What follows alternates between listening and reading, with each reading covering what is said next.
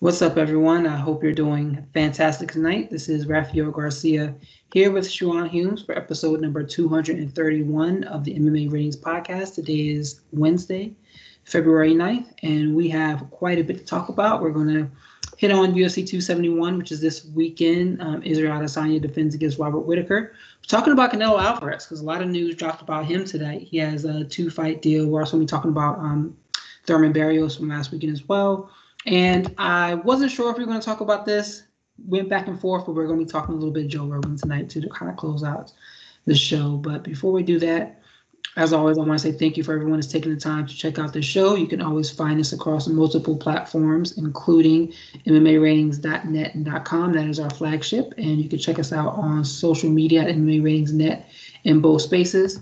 This podcast and the Let's Talk Wrestling podcast, which is on Thursdays, airs on Apple Podcasts, Breaker, Google Podcasts, Radio Public, and Spotify. Hit us up at MMA Ratings on all those spaces and on YouTube. Be sure to like and subscribe there too as well. Schwan, before we start, man, tell us how you're doing. Not bad at all. Just like I told you before, just started hitting my busy part. A lot of kids and parents are trying to get better. Hopefully they can play for their school next year, and then also during the summer, because that's when you go to a lot of these camps and go to a lot of these tournaments to kind of prove yourself. So it's starting to ramp up for me. When is your slow time then? Usually during the school year for the most part, but mostly for me, my slow year has been because I haven't had a lot of kids who are like really focused on it. So as I get more kids who are really focused on basketball and trying to get better, there won't be as much of a lull during the school year because you can't really ever stop working on your game. You might not do 2 or 3 times a week. You might just go once a week. Instead of go 4 times a week, you might just go twice. But it'd be people who regularly keep working throughout the school year, throughout their season, so that they maintain their performance instead of kind of dropping off a little bit. So it's just a matter of getting people who are really committed to getting better and really serious about basketball.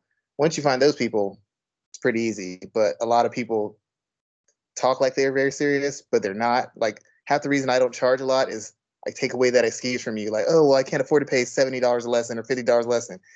I charge like $25. So if you can't somehow find $25 to go once or twice a week, $50 a week, then you're really not that serious. Because I'll drive where you need me to drive. I'll drive. I've driven all over 70 miles, 100 miles to go train somebody. So it's not me driving. It's not that I don't know what I'm doing. It's not the price. You just don't want to. You just don't want to get better. And if you don't want to get better, that's fine. But I'm just going to take away every excuse you have until you just admit that's not what you're on, which is fine. Just don't waste your parents' time and don't complain to coaches because you don't want to work. I mean, you've heard it from one of the best coaches that we see. So he basically said what he needed to say. And it's funny that you mentioned people looking to get better because that really defines the two guys in our main event this weekend, where Adesanya is defending his middleweight championship against former middleweight champion Robert Whitaker at UFC 271. So, as I started talking about that, it just made me think, where is this fight going down? Do you know? Houston? That's right. It is Houston. They were talking about Derrick Lewis as the co-main event.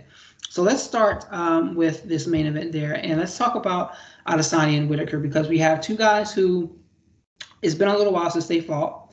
First time around, Adesanya fought his way up to the title and effectively took it from Robert Whitaker, stopping him in the second round via strikes. And Whitaker has taken a difficult path to get back to the championship, and this is one of those situations where I feel like this is a very deserved opportunity for the champion to get another shot at the title. It's not a former champion getting another shot at the title. It's not like Jorge Masvidal getting a shot off of two losses in a row, or Kobe Covington getting a shot because he screamed and yelled. Robert Whitaker did the work to get back into the title picture here.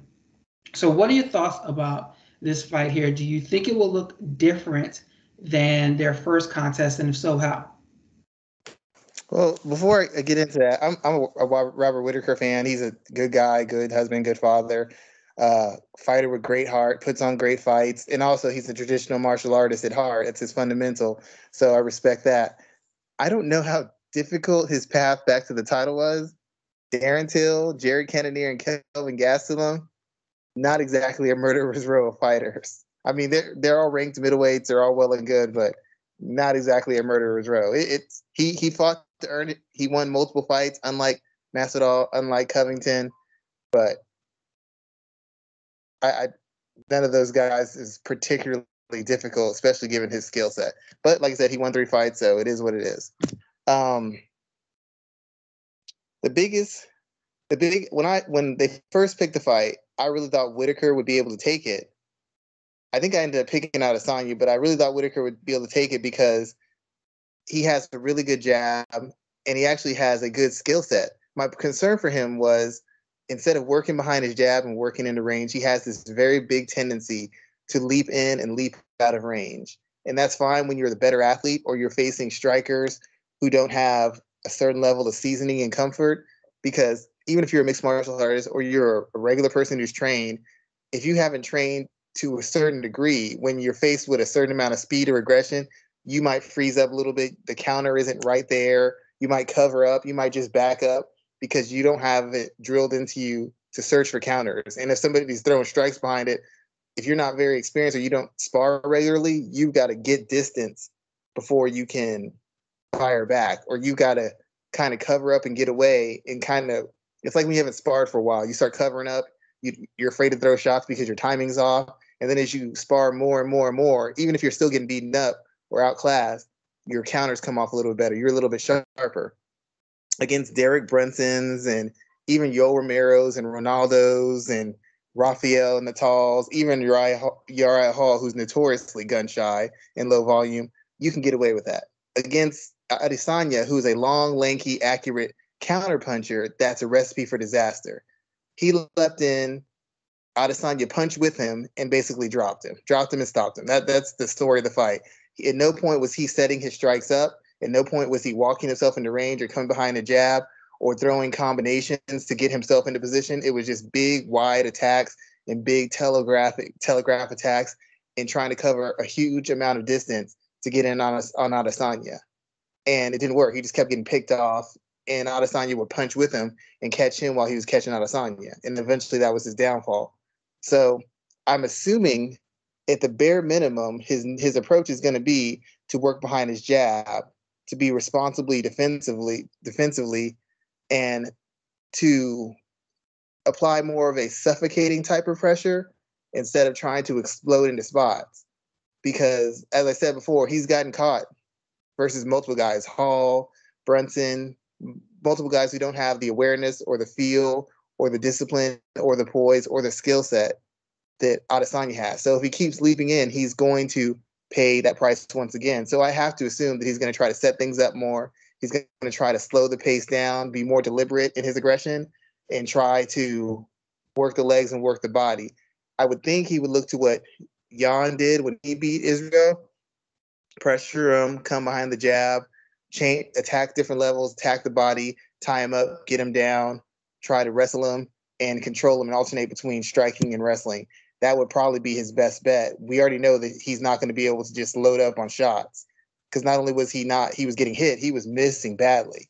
When you look at the fight, he was missing badly. He couldn't get away from everything, and he was out of position, which is half the reason he got knocked out. When you leap in like that, you're running into the shot, and you're out of position. The way you're leaning in, you're out of position, so you can't even absorb the shot correctly, which you didn't. That's why he got dropped in the first round, why he got finished in the second.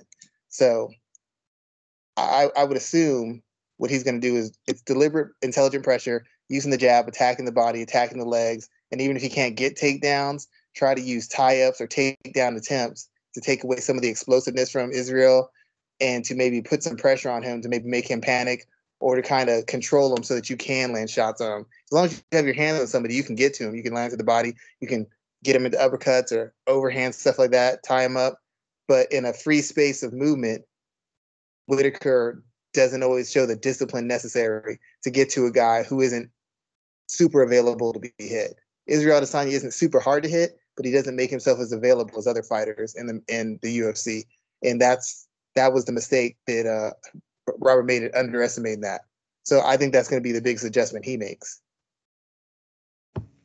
Do you think you've seen enough in his previous three fights that he's won that gives you the confidence that he'll be able to apply those adjustments in this fight against the champion? None of those guys tested him in that manner. Jared Cannonier is an attribute striker whose skill wise is, in my opinion, very limited. He can throw the leg kick, throw the high kick, throw, a couple shots. He might even be able to throw some advanced shots, but he can't throw them. He can't just peel them off, and he doesn't know how to set them up with his pressure or his positioning or his footwork or his feints. A lot of his stuff is big, explosive movements that most guys can't handle. Darren Till has length, and he's long, he's tall, he's got a good chin, but defensively, he's not very good. He's not hard to find. I mean, he's one of the few people that Tyron Woodley had knocked out in his before he kind of fell off completely. Nobody's ever had a really hard time hitting him outside of the fact that he's long and he's physically strong. You can hit him left and right. He's just not very good defensively. I don't find him to be very complex or offensively efficient or dynamic. And Kelvin Gastelum is kind of a face-first fighter who, once again, is mainly a combination of his attributes, his chin, and his work rate. He's not very technically sound either. So while they're all good wins and they test you in different ways, none of them present the problems that Israel Adesanya presents. They're not as quick as him. They're not as defensively sound. They're not as accurate. Their timing isn't as good. I don't necessarily know that their poise under fire is good, and the layers they have of defensive and offensive skill aren't as deep as his. And I don't think his are great. But compared to Jared Cannonier, Kelvin Gastelum, and Darren Till, he might as well be Anderson Silva. That's how big a gap it is. So while fighting frequently and being active helps prepare him better, and he could try things out, he didn't face any opponent who could take anything away from him. He could have fought jumping, leaping in and out, and none of those guys could have done anything about it. Kelvin doesn't hit hard enough. Till doesn't hit hard enough. And as hard as Cannonier hits, his timing, his placement, and the sharpness of his shots isn't consistent enough for him to really land those kind of shots unless Rob just serves himself up. So I don't think any of those guys posed any real technical issues for him. What they posed was more of a matter of durability and athleticism. Kelvin's a good athlete. Cannonier's a good athlete. Darren Till's not great. But those are the areas that can challenge him in. I don't know that they could challenge him in the areas of skill. I would feel that Israel, having fought Jan, will be better prepared for Whitaker because Jan has a very good jab. Jan is very durable. Jan is defensively responsible, and he has enough of a grappling pedigree and physicality that could emulate anything that Rob would be trying to do. He's not as good an athlete as Rob, but he's a much bigger, probably more durable and stronger fighter. So he could impose his will on Israel in a way that Robert can't. Now, Robert might be better technically as a wrestler, but once again, for him to get into those spots, he needs to be disciplined and poised with his striking, because if he's just going in wild, or he's not committed to his jab, or he's not changing levels actively with his strikes, then anytime he changes levels for a takedown, Israel's going to see that coming. Anytime he loads up, Israel's going to see that coming. And if he can't work his way into range, Israel's just going to pot shot and pick him off and keep him out of range. So I think Israel has faced guys who have prepared him a little bit more for the fight that I'm thinking Robert's going to have. Then Robert's faced guys who could force him to have to go into his bag and go away from his plan A. His plan A worked with all those guys he beat. He didn't have to do anything else. He didn't have to switch gears. He didn't have to make an adjustment. Just plan A. Against Israel Adesanya, we've already seen plan A. That didn't work. So instantly, he's going to have to show that he can be a threat with the plan B before he can get any kind of success with plan A again. So then let's talk about the champion there. He has he lost one against Jan Blachowicz, but he's continued to dominate everyone else outside of that since his fight with Whitaker to become the champion. Have you seen anything specific in his growth that makes you look at him differently between the two fights? I haven't really seen. I mean, the biggest thing is when he's been facing guys, they've been the guys who've been more defensively sound, a little bit more meticulous in how they attack him. He hasn't had dynamic wins over. Brunson, never known for his defensive responsibility or his defensive efficiency, finished dynamically. Who else? Paulo Costa did not do anything. He was trying to pressure deliberately, but he wasn't attacking the legs. When he did it, work. Attacked the body when he did it, work, but he didn't do enough of it. He got wiped off the map.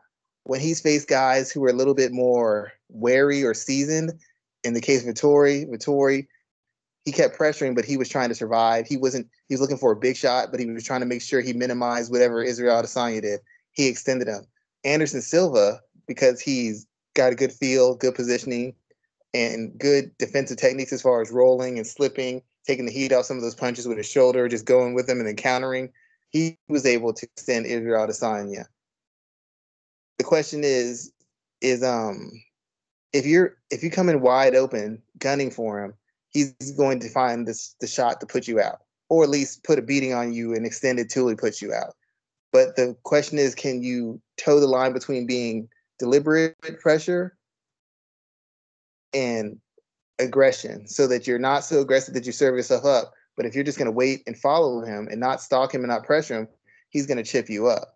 I don't know that he's faced a lot of guys. Even the guys who were surviving, they survived and they extended him, but they weren't forcing him to work. They weren't making him uncomfortable. They were just taking shots well and getting certain spots where they couldn't capitalize. So I don't know that we've seen a lot different from Israel, because the guys he's faced haven't put him in a position or forced him into a fight where he's had to show more than what he's shown before. I thought you had froze for a second there. Yeah, I think that I'm interested in seeing what new wrinkles Adesanya may show in this fight here. Do you think wrestling will come into play at all? Do you think that Whitaker has the size and the ability to score takedowns that would help him from a scoring standpoint if he wants to make this a scoring affair, or will he not? Will he struggle to get into that range dealing with Adesanya's abilities? I think he has the wrestling to get him down. I think he has the wrestling. I think he has the athleticism.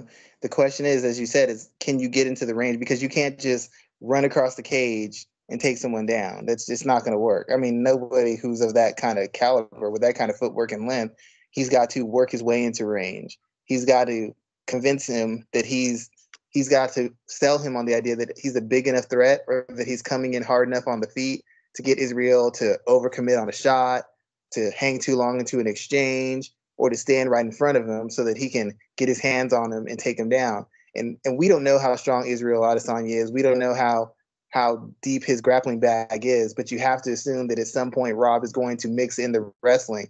I wouldn't think that he'd go all out wrestling. He could see that Jan did that, but Jan is a much bigger fighter than Robert. He might not be as athletic, but he's much bigger. He seems to take a shot a lot better. Just maybe it's off of just being bigger. And from what I've seen, he's a much better grappler than him. So even getting him down, there's a certain amount of control and positional dominance that he can have that I don't necessarily know that Whitaker can have. And once again, Whitaker and Adesanya are a little bit closer in height and size, so he won't have that extra length and that bulk to back up his jab and to help him in those clinches and help him navigate those shots to the body or those counters that Israel Adesanya is going to hit him with. But I'd have to assume he would figure out the wrestling, but it's a matter of setup. If he goes in blind or he starts panic wrestling or wrestling out of desperation, not only is he could get countered and stopped. As you know, and you're a grappler, you've wrestled before. If you're over pursuing and you're too aggressive, you might not land you might not get as clean a takedown, or you might not be able to secure position because it's out of desperation. So even to get him down, you put so much in getting him down that you can't secure position for a guy who actively addresses that weakness. So it's not just a matter of getting a takedown. It's getting a takedown and being able to control him so that you can keep him down. If he hits a switch, if he butterfly, if he reverses, he just kicks him off, or he just rolls through. What have you done? You took a huge amount of energy to get him in his position, and you got no work done. You got no work done whatsoever. So the question is it being set up correctly? And is he respecting your strikes, or are you landing enough strikes that you can create the opening so that you can get a firm hold on him, get a clean takedown, and establish position? Because without establishing position, it's right back to a scramble. It's back to a scramble. Anything can happen, because that's when wild exchanges happen. That's when people exhaust themselves. That's when people get stuck in certain positions and get punished. So it's all a matter of how well he sets it up, how well he gets in position on the feet. If he can't do that, then I don't know that the wrestling will be a real factor at all. All right, so then the last piece of this question before we move on to the rest of that show is, how do you see this fight going down? Who do you see coming out with the title, and how? I think it's probably going to be a decision. I like to say it's going to be a stoppage, if it's going to be a stoppage, I don't think Israel Adesanya is the most durable fighter. I just don't think he is. I'm not saying he can't take a shot, but he hasn't been known to just get in heavy firefights with big strikers and to make it through. Rob Whittaker has. The problem is Whittaker he can fight a very disciplined fight, and then he has these big lapses in judgment where he stands in front of his opponent, he stops jabbing, he hangs out in certain positions too long, he hangs out in exchanges too long, and ultimately it puts him in trouble. It put him in a little bit of trouble against Gastelum. I felt in certain moments Cannonier started getting back into a fight when Rob stopped being clinical and decided he was going to put something on him or try to put a stamp on it. He doesn't seem to be able to do both things while being defensively responsible, keeping himself safe. I would have to think that he's learned and he's going to be able to navigate the strikes and the timing a little bit more and try to slow down the pace of the fight. I don't even know if it might necessarily be exciting for the extent of it. So I think it could go to a decision. If someone's going to get stopped, I'm going to go say it's Robert Whittaker, just because I think a combination of all the wars he's been in, I don't think he's been the same guy since after the Euro Romero fights. And even before that, he's been in a lot of back and forth, heavy fire where he's given and taken a lot of abuse. And I'm not sure that was 100%. I don't know that he's ever going to be 100%. And the guys he faced on his way back to Adesanya don't have the athleticism or the all-round skill to challenge him or punish him for the mistakes that he tends to make when fights get very, very complicated. I expect to see a better Whittaker, a more mature, more poised Whittaker. I'm just not sure what happens when a fight gets wild. Every time fights get wild, he tends to get caught. And against somebody like Adesanya, I don't think you can afford to get caught like that. So I think it's most likely going to go to decision. But if someone does get stopped, I'm probably going to say Whittaker gets stopped by KO. Somewhere third and fourth round, maybe. Yeah, I want to go with Adesanya by stoppage. I'm going to compare it a lot to Rich Franklin and Anderson Silva when they had the first fight and Silva stopped him like vicious style. Franklin fought his way back to the belt, and he did better the second time around, but I think he got stopped in the third round as opposed to the first. So I could see Whittaker pushing it to the third and fourth round, maybe pushing it deeply. But I think that as the fight goes on, he leaves himself open by making more mistakes, and he ends up getting finished late in the fight.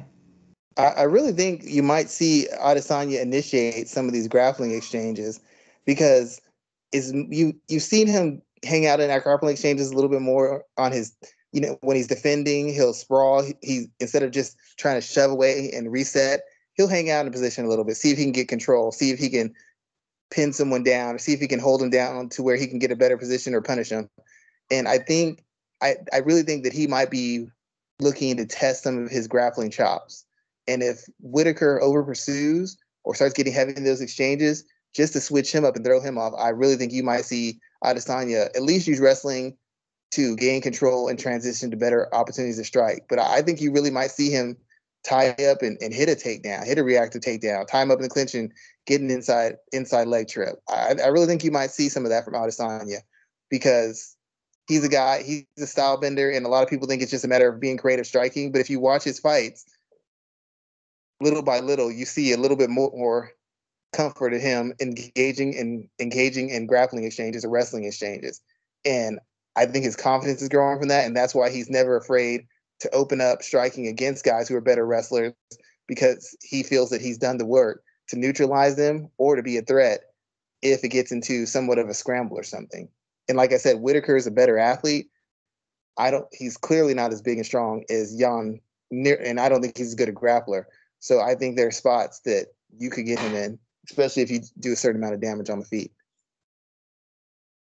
Yeah, I definitely agree with that there, sir. Let's move on for the rest of the card because we got some other fights of interest on this card. It's not as bad as the last pay-per-view was from a card standpoint, but there are some other fights of interest here. We have Derrick Lewis taking on Tai Tuivasa in a heavyweight fight here. I think that this is a big one for Tai because Derrick Lewis is surprisingly sturdy when it comes to the top of the heavyweight division. Sorry, his tail's in the way. When it comes to the top of the heavyweight division. So, hold on one second. Derrick Lewis is definitely the favorite coming into this fight, as I think he rightfully has kind of earned that position. But are we looking at a big upset here if Ty picks up the win? I don't. The only reason somebody might think it's an upset is because when Derrick Lewis is lost, he's usually lost to guys who are considered elite fighters in the heavyweight division. He lost to Daniel Cormier, and while Cormier is not a great striker, Cormier is probably the best not the best, but he's got to be top 5 of heavyweight wrestlers in the UFC or in mixed martial arts as a whole, given his accomplishments and his resume. That's a guy who has a skill set that is light years better than Derrick Lewis. When Derrick Lewis lost to Cyril Gane recently, Cyril Gane is a light years better striker than Derrick Lewis. From defense to footwork to positioning to combinations to setups to entries to escapes, he is far and away better than him. He's kind of like another Derrick Lewis. He's a big, strong guy. The difference is Derrick Lewis is more of a counter guy who uses big strikes and uses the threat of his power to force you in positions where he can make up for his somewhat suspect lateral movement. And he doesn't have to be as good a striker as far as technique or setups, because he'll do a big kick and force you back to the cage, where he just has to step right or step left and he can walk you into a shot. Or he'll kind of chase and pressure you so that you'll you'll panic wrestle, or you'll throw out a big strike to get him away from you, and then he can slip that and counter it. Ty, I think, has a little bit more nuance to his striking. I think he's trying to progress better as a mixed martial artist, and I wouldn't think it's an upset as far as how they match up as far as athleticism and skill. The only thing that makes it an upset is because Lewis generally only loses to elite fighters at this stage, and nobody knows if Ty is truly elite. And the other thing that makes it an upset is because Lewis, as flawed as he is, because if you really think about it, he's not a good grappler, he's not a good wrestler, he's not a good striker. He's a big, tough, strong, smart guy with good timing. So when he loses, is it ever really an upset? I mean, really, if you think about it, is it ever really an upset, given his skill set?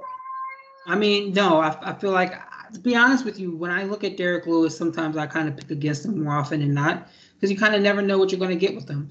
I feel like some of his big wins were probably more the upset than the other way around. Like, I didn't expect him to beat Curtis Blades. I didn't expect him to beat Volkov. So some of those fights where it's like there's an upset occurring is more, in my opinion, because Derrick Lewis found a way to pull out a victory. Well, yeah, exactly. He's always beating guys who are better wrestlers and better grapplers, better strikers and better grapplers, better strikers and better wrestlers. I don't know that he's beaten a guy who's considered less skilled than he is.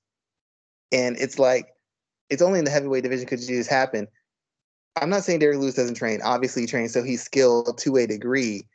But you've probably seen guys who are hobbyists who have better striking technique than Derrick Lewis. They don't hit like him. They're not as durable as him.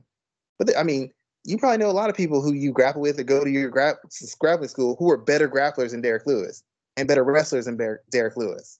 They're just not big and strong, as explosive, or hit as hard as him.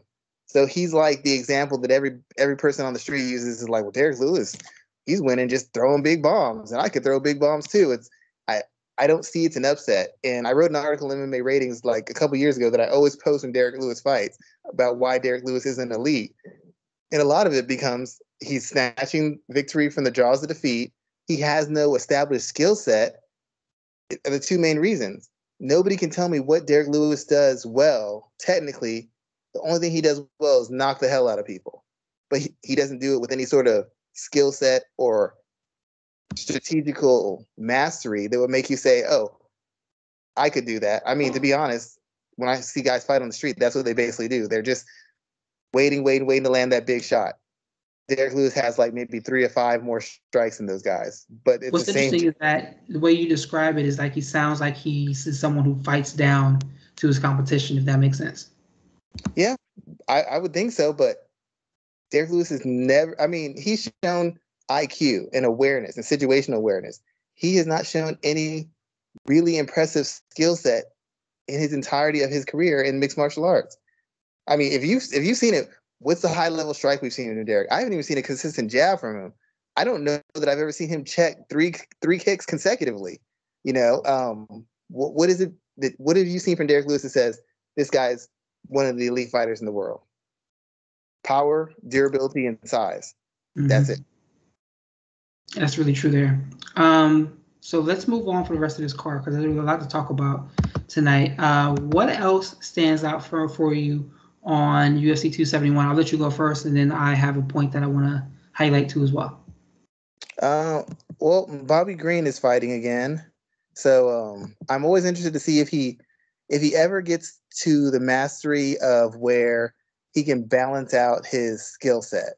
He always has been a guy who makes guys miss, and he talks and he shimmies and he talks trash to you and he does the 52 blocks, but he's never been a guy who actively counterpunches consistently. And if he would just actively counter, he would actually get a lot of guys out of there. A lot of his tight wins and some of his losses have been a result of guys throwing 15 shots and him throwing maybe 3 or 4 in return. And even though it's 3 or 4 clean ones, the question is, if you can land 3 or 4 clean of that, why isn't it 5 and 6? And if you're constantly landing, why aren't you hurting guys or putting guys away?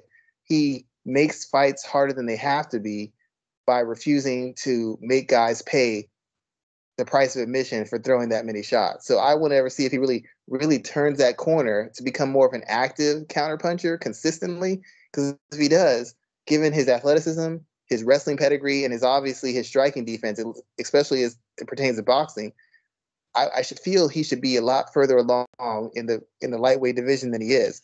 But those mental gaps and that lack of consistent activity, in my opinion, has cost him wins and cost him somewhat of a ranking in the UFC. Yeah, I can agree with that because there was points where it's like, yo, Bobby Green might be a title contender here, but then he doesn't look like that guy when it's all said and done. But that's an interesting pick. For myself, I am looking at Roxanne Matafari. Her retirement fight is Saturday, and Roxanne is legit.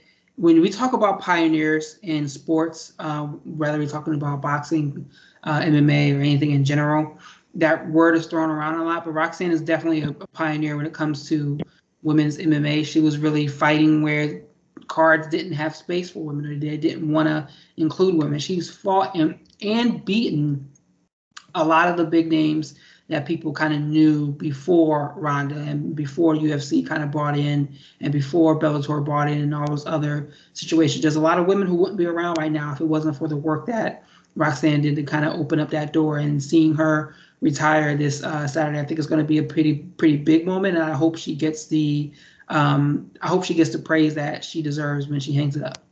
I feel bad for her to a degree because, like you said, the big stars always get highlighted for, bringing attention to a sport or helping a sport move further along.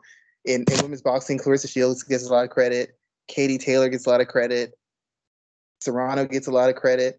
But it's like there were women who toiled and fought whoever they could and fought on undercards and were underpaid for years. And if they didn't consistently do that to create a lane, you wouldn't get to the $1 million payday.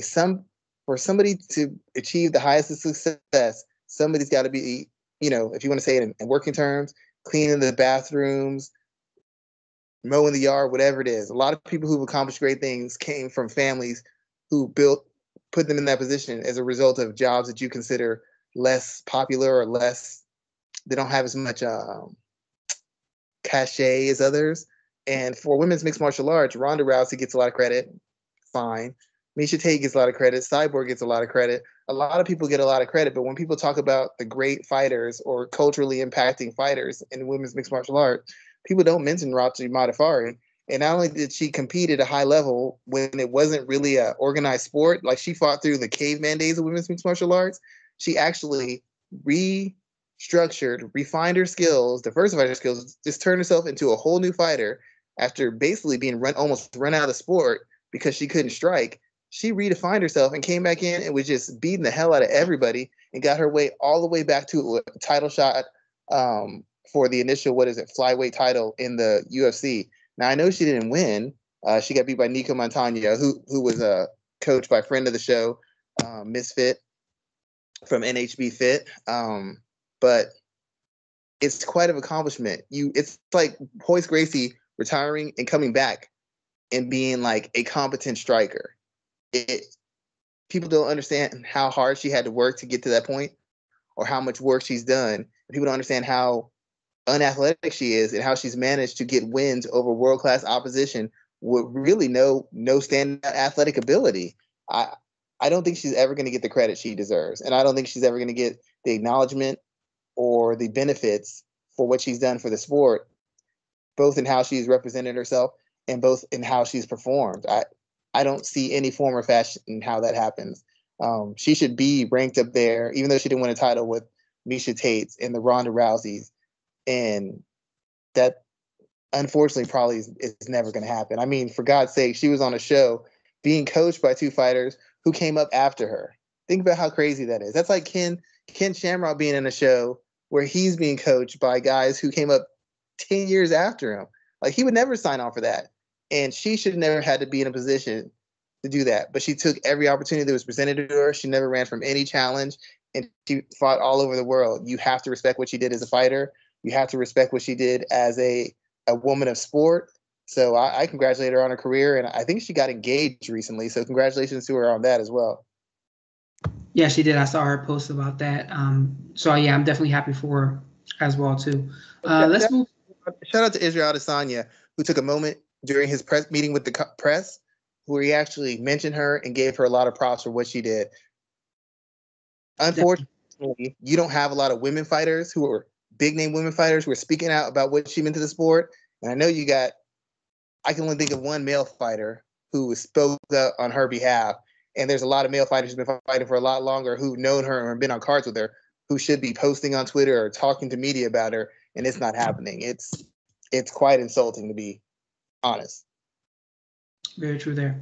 Let's move on to talk about boxing, sir, because Canelo is the hardest working man in the sport. So he tentatively seems like he has a 2-fight deal set up for 2022, where he is scheduled to fight Dimitri Bivol on May 7th, and then we're getting that trilogy fight with Triple G on September 13th.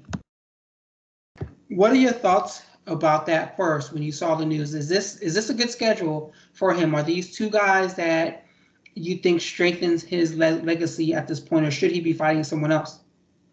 Fighting Bivol, right? Bivol's probably the toughest challenge out of anybody he could have faced. People wanted him to face Charlo because Charlo's explosive. Charlo's trash talks. He's considered a punishing fighter who's a KO threat. Bivol has gotten to be a little bit maybe predictable, maybe a little bit unexciting, maybe a guy who doesn't really put on shows when he fights. Like he's just kind of a paint by the numbers guy who wins, but doesn't do so in a particularly dynamic fashion where it's not really an exciting fight. But if you look at the actual skill set and you look at the actual qualifications of what he does and how he does it and who he's beaten, it's a really tough match. He's an active fighter. He's a very skilled fighter. He's tough. He's well conditioned. He's got a very high IQ. It's one of those, against most people, Canelo has a huge IQ and either offensive or defensive skill advantage over them. Against Bivol, he's going to be facing a guy who can match that IQ, who maybe can't match the hand speed of him, but who's got a size and physicality where he can impose his will on Canelo to a degree, but he's also got enough of a boxing acumen and history where certain shots that Canelo lands freely, certain shots that he gets away from freely, he's going to have to work a little bit more because he's facing a guy with a deeper bag of skills. Caleb Plant was a guy who used his feet and his jab. Billy Joe Saunders was a low volume pot shot guy who used being defensive and a lot of feints to avoid things. These guys didn't have complete games. These guys didn't have particularly deep skill sets. Bivol does, and he's been a long-time amateur and a long-time fighter. Now, he hasn't been as active as he should be. He actually had almost like, a 2-year layoff. But the fact of the matter is he is a world-class fighter, a world champion fighter, and one of the more all-round experience and all-round skilled boxers in the sport, a win over him has a lot of weight to it. It's not as sexy as a Charlo fight or Benavidez fight, but it's a much more dangerous fight. It's far facing someone who's a contemporary with comparable skills and IQ as Canelo. The Golovkin fight, Golovkin hasn't lost it. I mean, he hasn't lost since he lost to Canelo. He's fought a pretty tough, a fairly tough ledger of people, but it's really kind of a money fight. They've had a long history. They've had 2 fights. This would be the closeout fight. Golovkin's lost a step. He's not the same guy. He still has that all-time great jab. He's still got heart. He's still durable. He can still box. But this seems like it's more of a fight to close out the trilogy, to make DAZN and Canelo a huge payday, and to send Golovkin off with a huge payday, win or lose. He's probably not going to fight on past that. So I don't really have a problem with it. Canelo's taking on a very dangerous, very accomplished fighter. In both fights, it's just in one of those fights, one guy's been clearly in decline for about the last 1.5 to 2 years. Do you think that Golovkin has anything to offer Canelo this time around that'll be different than the first? Can he win this fight? And if so, how?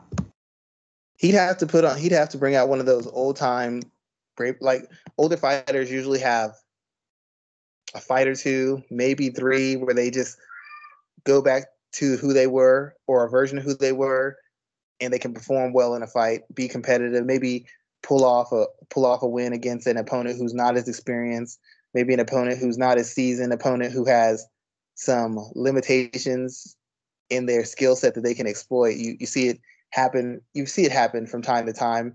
I don't know if it works against Canelo because, one, he doesn't really like Golovkin. I don't think he could stand to lose to him. And 2, Canelo has gotten noticeably better in all aspects of boxing, whether it's his ability to pressure, his ability to counter, his poise, his patience, his sharpness in extended exchanges, his defensive responsibility in extended exchanges. Even from the first fight to the second fight. In the first fight, Golovkin was pressuring, getting behind his jab, winging shots, trying to break Canelo down, and Canelo was slipping, sliding, and pivoting, looking for counters, looking to roll off the shots, block shots, and fire down the pipe on Golovkin. The second fight was a dramatic change. All of a sudden, Canelo was the one stalking. Canelo was the one pressuring. Canelo was the one throwing big power. And Golovkin was the one boxing and standing on his toes and trying to get away from the pressure and look for opportunities to out-jab and counter or to slow his pressure down so he could build up his own momentum. And that was, 2 or 3 years ago. Golovkin's durability isn't what it used to be. Now when he gets hit with shots, he gets marked up in a way he didn't before. His hand speed was never great, but it's taken a step back. And even though he has the power, because of the deterioration in his foot speed and hand speed, he's not able to get off the shots as much as he wants to. He headhunts a little bit more than he usually does. And his body assault used to be feared, only makes inconsistent appearances in fights. So if he fought at his best and he could just bring out one big performance, it could be a very good fight. I don't know that at this point it's a winnable fight for Golovkin unless Canelo takes him not seriously at all. But Canelo, A, seems to love boxing, and B, understands the business of boxing. A loss to Golovkin is disastrous to him at this point because there's a good chance if he loses to Golovkin, Golovkin retires on that note. Golovkin can handle a exciting loss in going into retirement much more so than Canelo could deal with losing to what is a faded version of Golovkin and then having Golovkin ride off into the sunset with a win over him. So I don't see how he wins it, but I do think he could pull out 1 or 2 more great performances and put on a show for the fans. Plus, he doesn't like Canelo. He doesn't want to lose Canelo, and he doesn't want to get outclassed by him. So that might be enough for him to really push himself training, to really come in there as sharp as possible because he knows this is going to be his last shot and most likely his last fight. Who has a better chance of winning between Bivol and Triple G? Who has a better chance of being the one to shock the world? Bivol would probably be the one. I don't know that he takes enough chances. I don't know that he throws enough volume. And even if Bivol beat Canelo, it'd be an upset just because Canelo's so popular and the streak he's run on of beating world champions and world ranked fighters. But a lot of boxing hardcores would understand it wouldn't be that big of an upset. Bivol he's a dangerous fight because he's high risk, low reward. He's got all the skills and physical tools to beat Canelo in some form or fashion. But what he doesn't have is any of the charm, any of the charisma, any of the exciting, internet set on fire knockouts that would cushion the blow. If Charlo knocked out Canelo, it would have a certain kind of meaning to it because Charlo's shown himself to, for the most part, be a step above most people. If Bivol beats him, it's most likely going to be by decision, which means Canelo was outboxed. That might not A, be the most exciting fight, and B, it'd be something hard for a lot of people to accept because Canelo's considered the all-around boxer, the guy in the sport. So that might not be a popular decision either. But people who know boxing know that Bivol is a dangerous fight, and beating Canelo is within his skill set and it is within his ability to do. But people outside of the sport are just going to say, I've never heard of this guy. It's an easy win. And that's what a lot of Canelo hate comes from. People say he's ducking guys, but he's fighting undefeated champions. It's not his fight. It's not his fault they won't fight better competition or beat other guys to cement themselves as challenges. All he can do is go after the best opposition possible. And he's beating guys with titles. He's beating number one contenders. Some of the guys he's beat have gone on 3 or 4 fight win streaks against world ranked opposition. So what's made Canelo separate is he's willing to fight a lot. He's willing to fight dangerous fights that most guys aren't willing to fight. Everybody wants to fight the money fight. Everybody wants to fight the name guy. Nobody seems willing to bet on themselves and face guys who were A, undefeated, or B, stylistically challenging for them. And Canelo keeps doing that. The biggest loser out of all this is everybody else who's been waiting on that Canelo stimulus check, because they like to wait around until they can and say he's ducking them. But Canelo's constantly taking on guys who are more proven, more established, and more accomplished than every single guy who says he's ducking. They're like, oh, he's running from me. He's not running from Demetrius Andrade and Charlo to fight Dimitri Bivol. Bivol's a bigger threat than both of them. Bivol's a more accomplished boxer than both of them. That's a more dangerous fight. They're going to say he's ducking Charlo, but he's fighting a more dangerous guy. Just like Caleb Plant said he was ducking him, and he's fighting Billy Joe Saunders, who's more accomplished than Caleb Plant. He's constantly fighting the best opposition while everybody else avoids the best opposition and calls out his name and waits for him to grace them with the payday. That's ultimately what's gotten Canelo where he is, and that's why I think he's not going to lose anytime soon, because he's constantly facing guys he has to be at his best to beat. That can't be said for most champions, especially in the heavier weight divisions. They're fighting guys who really don't have any chance based on athleticism, skill, or accomplishment. Good analysis there. So I'm really interested in seeing how those two situations play out and what that means for him long term, because he's beating everybody and he's doing it in a fashion where it's like, well, who else is left? It's almost like the old Bill Goldberg run from like the early, or was it the late 90s or whenever that was, when he was beating everybody and he kept saying who's next at the end of every match. This is basically the same thing here. If you look at his record, he lost to Floyd Mayweather, but look at the guys he's fought. Shane Mosley, Floyd Mayweather, one of the greatest boxers of all time. Shane Mosley is one of the best boxers of his generation. Austin Trout was a title holder. James Kirkland. Go ahead. I said he fought Miguel Cotto as well. Yeah, Miguel Cotto. Even though Miguel Cotto had been a little bit faded, Miguel Cotto was still one of the better boxers in that division. Julio Cesar Chavez, you can say Junior might not be the fighter his dad was, but the fact is he was a former world champion who defended his belt 3 separate occasions. Billy Joe Saunders, Caleb Plant, now Dimitri Bivol. He's fought a lot of guys who were number 1 ranked contenders for titles. He's gotten a lot of his titles from these guys he's fought. He's defended his title against a lot of these guys.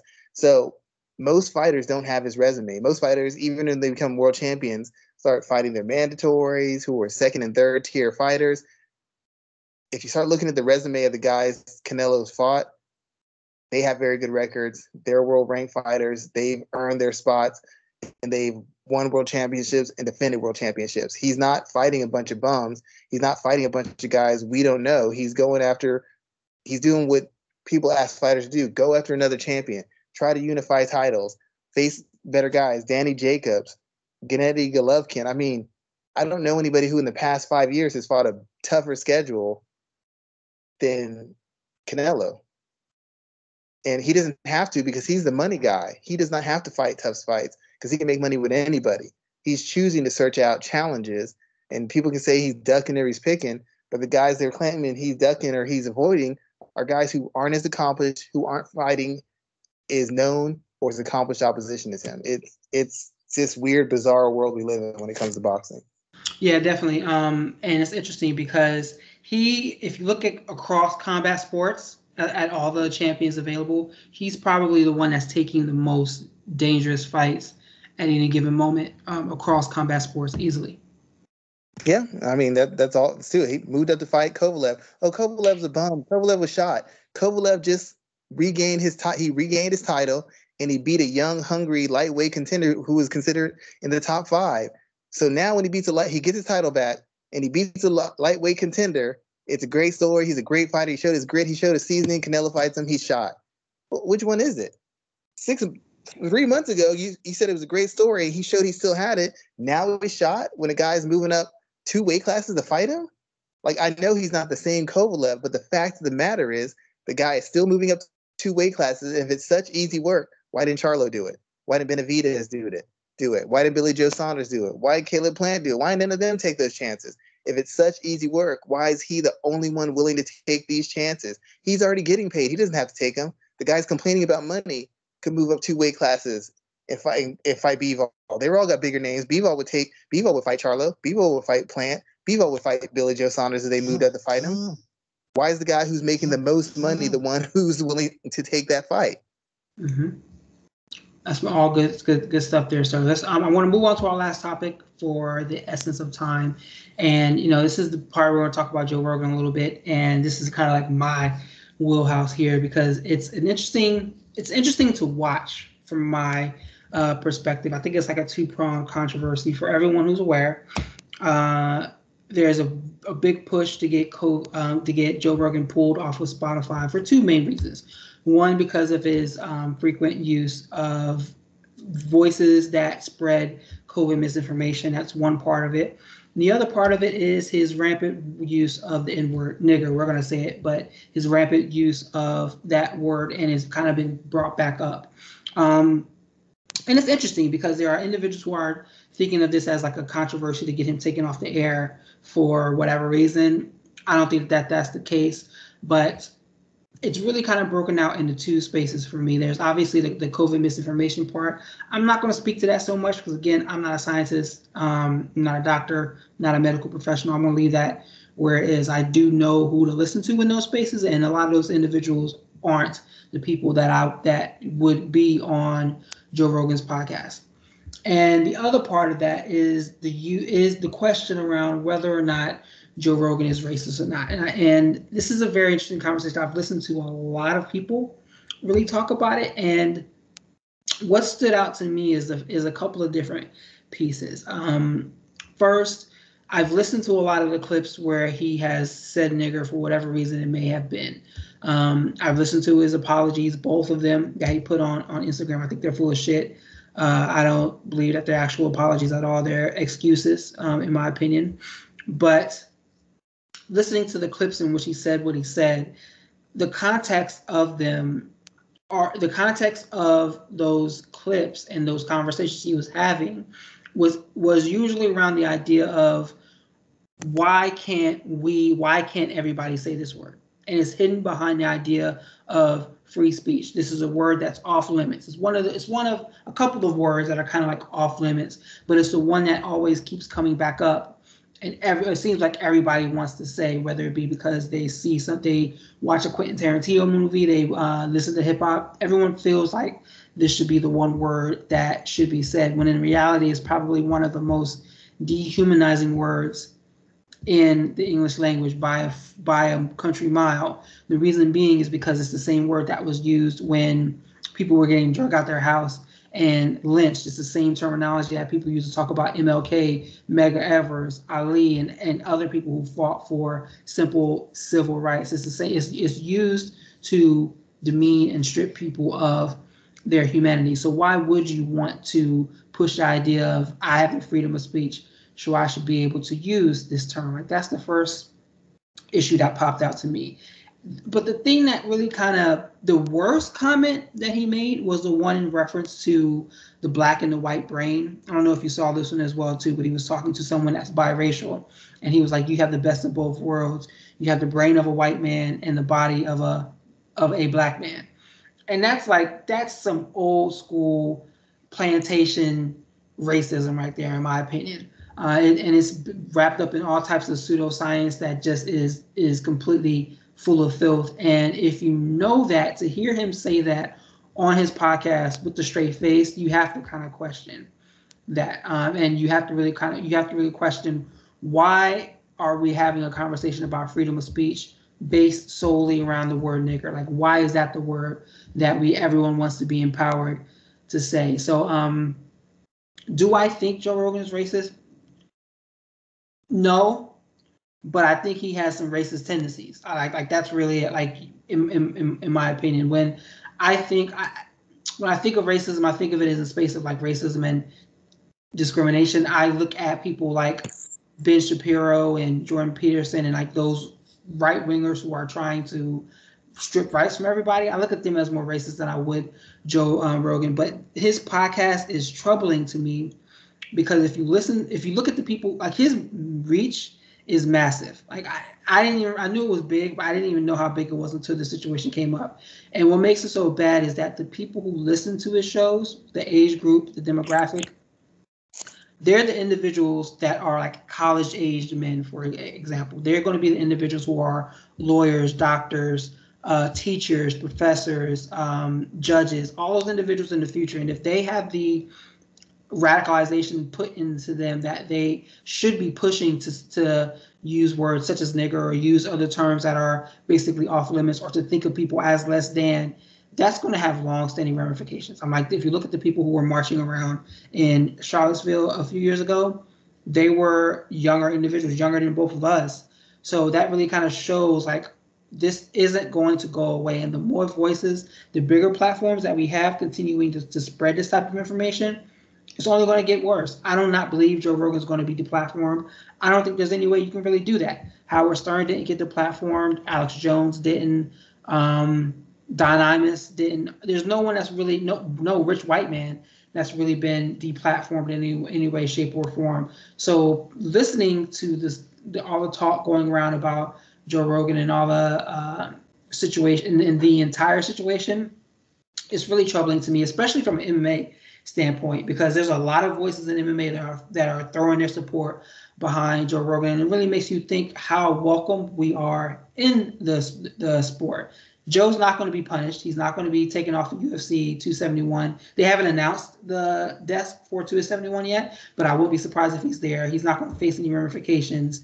Dana White's not going to be asked about it. None of the fighters are going to be asked about it. So it's really interesting to watch this from an MMA standpoint, because I know we're already not really welcomed in the space, and this kind of further signifies it. And there's just so much to really unpack here. But at the end of the day, this is another situation where the dehumanizing of black or white people.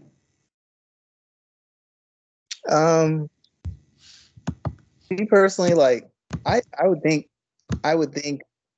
that people who work for the UFC, people who know him personally, because if I don't know about everybody else who wants a public apology or needs to go on Instagram or something, like if there was somebody I knew who had said something crazy, I wouldn't tweet about it. I wouldn't make a post about it. Like, oh, what do you think about your friend? I wouldn't say anything about it. If I know this person, I'm just going to go directly to them. I don't need to put on a show for you. I don't need to prove my blackness. I don't need to do all that stuff. I would go to the person I have an issue with and I would discuss it with them directly. I would assume Daniel Cormier, Israel Adesanya, I would assume people who know him and people who are around him or people who've been around him have spoken to him. I don't know that, but I would assume. And if they have spoken to him, I don't think they would want to come out and make a statement. I would imagine even Kamaru Usman might have called him, because if it's somebody you've had these conversations with and he has their number, he has access to them, I would think in a situation such as this, whether I speak on it publicly or not, I would just contact them. If I said something crazy, I wouldn't want you to go on post and be like, "Well, Schwan, da, da, da, da, da." If you had to, because it was a financial issue or some kind of legal issue, that's one thing. But if you felt I was out of pocket over something, then I would expect you to call me and talk to me directly about it. Then I could determine if I want to change it or not. And if I choose to build on it or whatever, then you might have to say something to separate yourself from it. I get that, but I would talk to the person directly. I would agree with you. I don't think he's racist. I said this to my daughter's mom recently. We were talking, and I was telling her, I think Joe Rogan is not a malicious. I don't think he's racist really, but if he is racist, he's a non-malicious racist person, and that's actually the most dangerous one, because it's a joking tone, it's an inquisitive tone, it's I want to learn tone, and I understand that.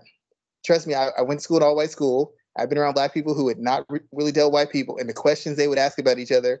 If I was of the other race, I would, as a black person, I was insulted, and if I was a white person, I'd be insulted by the questions black people were asking about us. But do y'all really smell like dog? Like, you really said that? Like, dude. But I think he's a non-malicious racist, and the questions he asks to young people coming up, they're like, well, like you said, it's why can't we say that word? The people who are actually crazy and burn stuff down and flip trucks and threaten people and attack little children, everybody can see that. And for the large majority of us, everybody is disgusted by that. So that kind of racism, people try to separate themselves from. People try to separate themselves from. They're just like, whoa, whoa, whoa, that's not me. The kind of joking racism, the kind of using the word, the kind of making certain stereotypes, that's the kind of racism that can permeate people, because it's just posing a question. I'm just saying, you shouldn't let that word have control over you. And me personally, that word doesn't. I've been called that so many times. It doesn't even bother me at this point. I'm not reacting because somebody called me that. That doesn't mean it's right for them to call me that, and it doesn't mean that somebody else isn't going to tee off on you for saying it. It just doesn't impact me like that. I've gotten to the point where it just doesn't impact me like that. As long as you're not touching me and threatening my family, what do I care? Say whatever you want. It's your business. But I think that the tone he takes and the inquisitive tone he takes and the way he has people who are accomplished and supposed to be academics and stuff of that nature, I think that can empower it and make it carry over a little bit more than it would in other circumstances. Because like I said, if you see a guy attacking a little black girl, everybody's disgusted by that. What are you doing? Somebody's burning someone's house down. What are you doing? Somebody's killing people. What are you doing? Somebody's just making an inquisitive question about why can't we say that word? Well, that makes sense to me. Why can't we say that word? You say that word.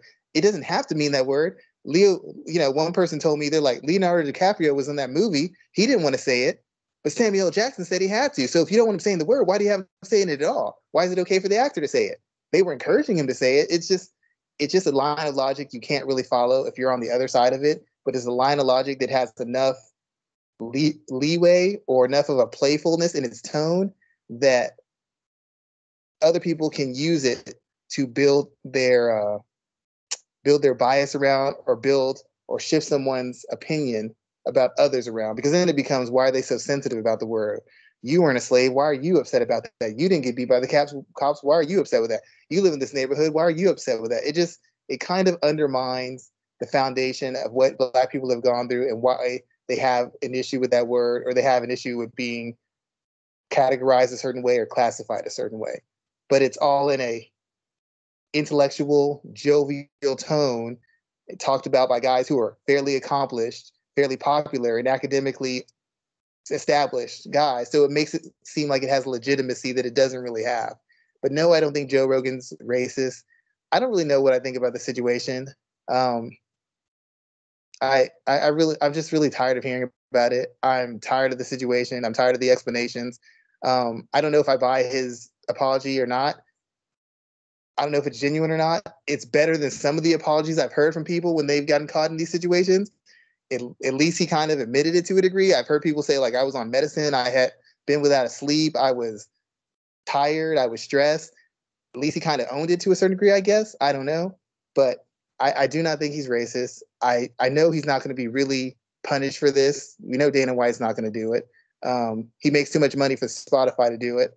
the only thing I can hope is A, it was genuine, and then B, even the people who were supporting him, I'm hoping that someone pulled him to the side and had a direct conversation with him. Like, look, man, maybe I'm gonna fall on this sword for you, but we have to have a serious talk about that. That's the best I can hope for, because this is something that doesn't ever seem like it's really ever going to go away, no matter how much we're supposed to come together as a people or how much races overlap. The fact of the matter is, there's just this inherent issue that doesn't seem like it's going to get any better. To be quite honest, in fact, it seems like it's only gotten worse. To be honest, maybe not as overtly, but in that secondary, passive-aggressive, microaggression way, it seemed like it's only gotten worse. It's just not as overt now. Instead of somebody burning down your house, they'll keep you from getting a loan. They'll keep you from getting your house. They'll get you fired from a job. But it just hasn't seemed to get any better. And I'm disappointed in Joe Rogan. Not that he cares what I think. I don't think he's a bad person. I just think it's just, given how much he deals with people and how much he speaks about being enlightened and loving people and making a difference and helping people be better, to be in this kind of situation kind of undercuts any positive aspects of his show and of his of anything he does. It just does. Whether you believe him or not, on a grand scale, it undercuts any positives he does financially, for other people, or even in life lessons, because some of his shows have some value, but it's all going to be undercut by this. And once you get caught in this kind of situation, it's really hard for you to ever come back. And I'm not feeling sorry for him, but it's going to be hard for him to ever really come back. And even people who are going to be okay with it, you have to wonder from now on, like, was he really just saying it, or was it this, or was it that?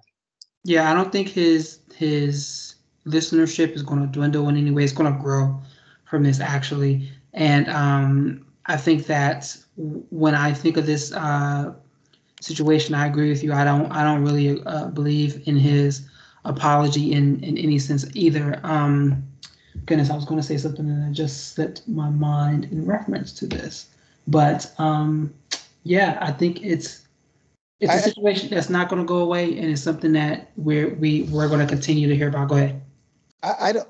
Once again, like, to me, to be straight up, I think a large majority of people, black, white, Hispanic, whatever, all have a certain amount of prejudice to each other. I really believe that. I don't think Joe Rogan is a bad person. I think what he's doing is going to empowers a certain segment of the country. And I don't know that he really understands that. I don't think he understands it. I think he thinks he's asking questions. I think he thinks he's sharing information, whether it's about COVID or race or whatever. I think some of the comments are made from ignorance. A lot of them are. And he thinks he's asking questions. He thinks he's helping by providing more information or having different perspectives on race, on people, on psychology, on health, on relationships. But he doesn't understand there's a certain segment of people who are looking for anything to grab onto. And when you have somebody as successful as him and as accomplished as him, physically, personally, financially, they can build their platforms and build their message off of things that he's saying. And I think that's where the gap is. Maybe his friends are okay with him saying that word, and maybe his friends, everybody's had conversations with their friends that they would never want to get out.